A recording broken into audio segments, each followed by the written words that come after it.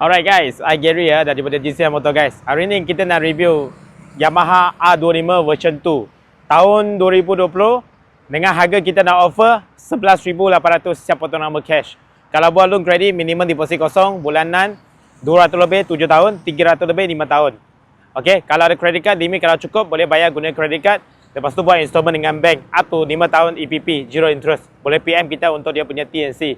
Kalau nak jual motor ke nak trade motor pun boleh PM kedai kita.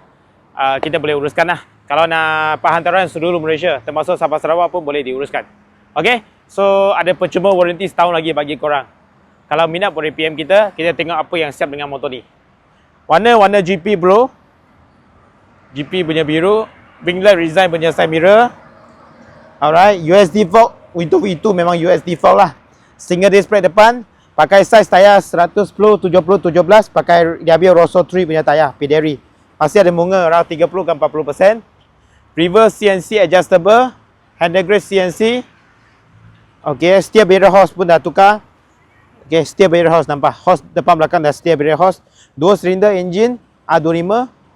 Okay, tayar belakang pun masih ada 40% ke 50%.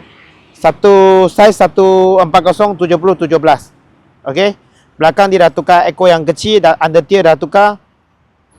Motor baru masuk lah, cuci pun belum.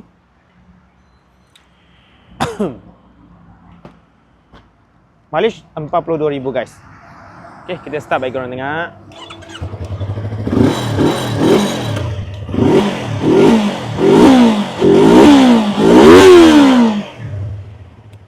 Alright, sesiapa kalau korang tengah cari R25 version 2, boleh PM kita. See you next video, bye bye.